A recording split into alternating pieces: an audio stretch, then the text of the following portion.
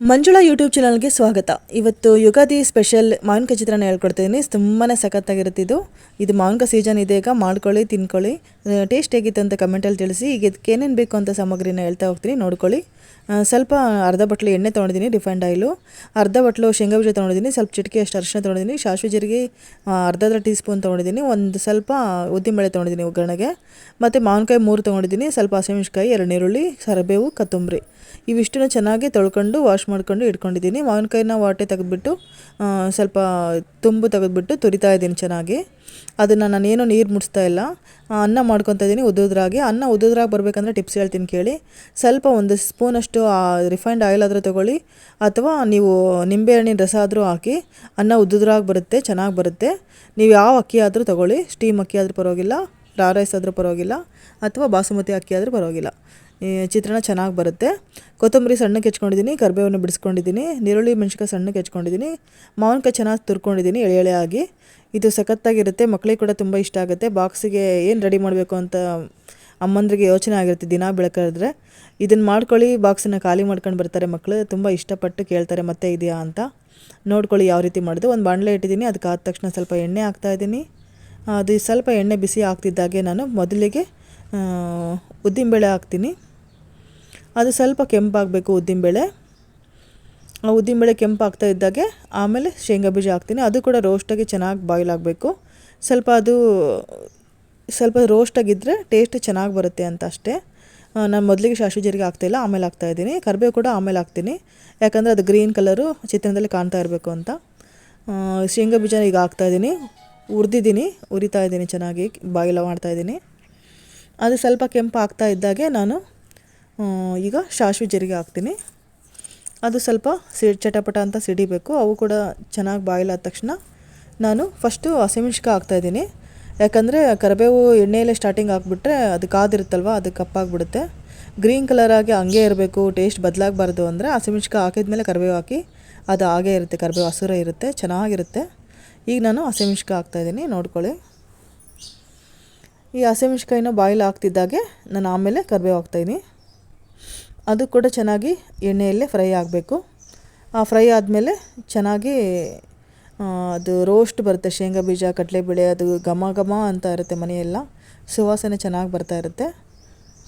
ಇದು ಟೇಸ್ಟ್ ತುಂಬ ಸಖತ್ತಾಗಿರ್ತೈತಿ.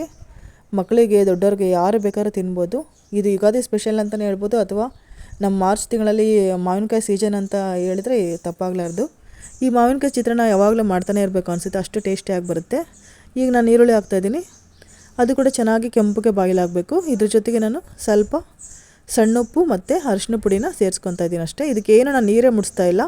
ಇದು ನಾವು ಬೆಳಗ್ಗೆ ಕಲಿಸಿದ್ರೆ ರಾತ್ರಿ ಕೂಡ ಟೇಸ್ಟ್ ಆಗೇ ಇರುತ್ತೆ, ಅದೇ ಟೇಸ್ಟ್ ಇರುತ್ತೆ. ಹೊರಗಡೆ ನಾವು ಟ್ರಿಪ್ ಹೋದ್ರೂ ಈ ಚಿತ್ರಾನ್ನ ತೊಗೊಂಡೋದ್ರೂ ಟೇಸ್ಟ್ ಚೆನ್ನಾಗಿರುತ್ತೆ, ಏನು ಕೆಡೋದೇ ಇಲ್ಲ. ಬೆಳಗ್ಗೆ ಮಾಡಿದ್ದು ಸಂಜೆ ಕೂಡ ತಿನ್ಬೋದು, ಅಷ್ಟು ಚೆನ್ನಾಗಿರುತ್ತೆ. ಈಗ ನಾನು ರುಚಿಗೆ ತಕ್ಕಷ್ಟು ಉಪ್ಪು ಹಾಕ್ತಾಯಿದ್ದೀನಿ ಇದಕ್ಕೆ, ಈರುಳ್ಳಿಗೆ. ಮತ್ತು ಸ್ವಲ್ಪ ಚಿಟಿಕೆ ಅಷ್ಟು ಅರಿಶಿನ ಪುಡಿ ಹಾಕ್ತಾಯಿದ್ದೀನಿ. ಅದು ಚೆನ್ನಾಗಿ ಎಣ್ಣೆಯಲ್ಲೇ ಚೆನ್ನಾಗೆಲ್ಲ ಬಾಯ್ಲ್ ಆಗಬೇಕು. ಸ್ವಲ್ಪ ಈರುಳ್ಳಿ ಕೆಂಪಾಗ್ತಿದ್ದಾಗೆ ಸ್ವಲ್ಪ ಅರಿಶಿನ ಪುಡಿನೂ ಹಾಕಿ ಕೈ ಆಡ್ತಾಯಿದ್ದೀನಿ ಅಷ್ಟೇ. ಇದು ಸ್ವಲ್ಪ ಒಗ್ಗರಣೆ ಆರಬೇಕು, ಸ್ವಲ್ಪ ಅನ್ನನೂ ಆರಬೇಕು. ನಾವು ಮಾವಿನಕಾಯಿ ತುರಿದಿರ್ತೀವಲ್ಲ, ಅದು ಲಾಸ್ಟಿಗೆ ಕೊತ್ತಂಬರಿ ಮತ್ತು ಮಾವಿನಕಾಯಿನ ತುರಿದಿರೋದು ಹಾಕ್ಕೊಂಡು ರೈಸ್ ಹಾಕ್ಬಿಟ್ಟು ಕಲಿಸೋದಷ್ಟೇ. ಇದು ಮಾವಿನಕಾಯಿ ಚಿತ್ರಾನ್ನ ಬೇಗ ಪಟಾಪಟ್ ಅಂತ ಆಗೋಗುತ್ತೆ ಮತ್ತು ಬೇಗನೆ ಆಗುತ್ತೆ. ಎಲ್ರಿಗೂ ಇಷ್ಟ ಆಗುತ್ತೆ ಇದು ಚಿತ್ರಾನ್ನ. ಹಬ್ಬದಲ್ಲಿ ಸ್ಪೆಷಲ್ ಅಂತಲೇ ಹೇಳ್ಬೋದು. ಯಾಕಂದರೆ ನಾವು ಯಾವುದು ಹೊಸ ಫಲ ಇರುತ್ತೋ ಅದನ್ನು ನಾವು ಹಬ್ಬದಲ್ಲಿ ಮಾಡಿ ಎಲ್ಲರೂ ಮನೆಯವರೆಲ್ಲ ಸೇರಿ ಊಟ ಮಾಡ್ತೀವಿ. ಉಪ್ಪು, ಹುಳಿ, ಖಾರ, ಸಿಹಿ ಎಲ್ಲ ಮಿಕ್ಸ್ ಆಗಿರುತ್ತೆ ಹಬ್ಬದ ದಿನ ಸ್ಪೆಷಲ್ ಅಂತ. ಚೆನ್ನಾಗಿರುತ್ತೆ ಇದು ಒಬ್ಬಟ್ಟು ಜೊತೆಗೆ. ಚಿತ್ರಾನ್ನ, ಒಬ್ಬಟ್ಟು, ಮಾವಿನಕಾಯಿ ಚಿತ್ರಾನ್ನ, ಅದು ಶಂಡಿಗೆ ಹಪ್ಪಳ ಇದ್ದರೆ ಇನ್ನೂ ಸಖತ್ತಾಗಿರುತ್ತೆ ಟೇಸ್ಟು. ಈಗ ಗ್ಯಾಸ್ ಆಫ್ ಮಾಡಿದ್ದೀನಿ. ಅದು ಒಗ್ಗರಣೆ ಸ್ವಲ್ಪ ಆರಬೇಕು, ಕೊತ್ತಂಬರಿ ಲಾಸ್ಟಿಗೆ ಹಾಕ್ತೀನಿ. ಈಗ ಅನ್ನ ಆಗಿದೆ, ಈಗ ಅನ್ನನೂ ಆರಿದೆ. ಈಗ ಸ್ವಲ್ಪ ಅನ್ನ ಹಾಕ್ಕೊಂಬಿಟ್ಟು ಒಗ್ಗರಣೆದು ಬಾಣಲಿ ಕೆಳಗಿಟ್ಕೊಂಡು ಕಲಿಸ್ತಾ ಇದ್ದೀನಿ ಅಷ್ಟೇ. ಮತ್ತು ಇದು ಬಿಸಿ ಮಾಡೋ ಅಗತ್ಯ ಇಲ್ಲ. ನಾವು ಮಾವಿನಕಾಯಿನ ತುರಿದಿದ್ದೀವಲ್ಲ, ಅದು ಹಸಿದೇ ನಾವು ಕಲಿಸ್ಬೇಕು. ಅದನ್ನು ನಾವು ಮತ್ತೆ ಬಿಸಿ ಮಾಡೋದ್ರಿಂದ ಅದು ಟೇಸ್ಟ್ ಬದಲಾಗುತ್ತೆ, ಬಿಸಿ ಮಾಡಬಾರ್ದು. ಅನ್ನ ಆರಿರುತ್ತಲ್ವ, ಅದ್ರ ಜೊತೆಗೆ ಚೆನ್ನಾಗಿ ಮಿಕ್ಸ್ ಮಾಡಿ ಕಲಿಸ್ಬೇಕಷ್ಟೇ. ಈಗ ಮಾವಿನಕಾಯಿ ಚಿತ್ರಾನ್ನ ಆಲ್ಮೋಸ್ಟ್ ರೆಡಿ ಆಯಿತು. ಈಗ ಸರ್ವ್ ಮಾಡೋಣ. ಚೆನ್ನಾಗೆಲ್ಲ ಕೈ ಆಡಿ ಅದೆಲ್ಲ ಬಾಣಲೆ ಚೆನ್ನಾಗೆಲ್ಲ ಮಿಕ್ಸ್ ಆಗಬೇಕು. ಒಗ್ಗರಣೆ, ಮಾವಿನಕಾಯಿ ಮತ್ತು ತುರಿದಿರ್ತೀವಲ್ಲ ಅದು ಕೂಡ, ಕೊತ್ತಂಬರಿ ಎಲ್ಲ ಮಿಕ್ಸ್ ಮಾಡಿಕೊಂಡು ಚೆನ್ನಾಗೆಲ್ಲ ಕೈ ಆಡಿದ್ರೆ ಮಾವಿನಕಾಯಿ ಚಿತ್ರಾನ್ನ ರೆಡಿ. ಇದು ಸಖತ್ತಾಗಿರುತ್ತೆ ಟೇಸ್ಟು. ಕಲಿಸ್ತಾ ಇದ್ದರೆ ಬಾಯೆಲ್ಲ ನೀರು ಬರುತ್ತೆ, ಅಷ್ಟು ಚೆನ್ನಾಗಿರುತ್ತೆ. ಟೇಸ್ಟ್ ಹೇಗಿದೆ ಅಂತ ಕಮೆಂಟಲ್ಲಿ ನನಗೆ ತಿಳಿಸಿ ಮರಿಬೇಡಿ. ಈ ವಿಡಿಯೋ ಇಷ್ಟ ಆಯ್ತು ಅಂದರೆ ಮತ್ತೆ ನಿಮ್ಮ ಫ್ರೆಂಡ್ಸ್ಗೆ ಶೇರ್ ಮಾಡ್ಕೊಳ್ಳಿ.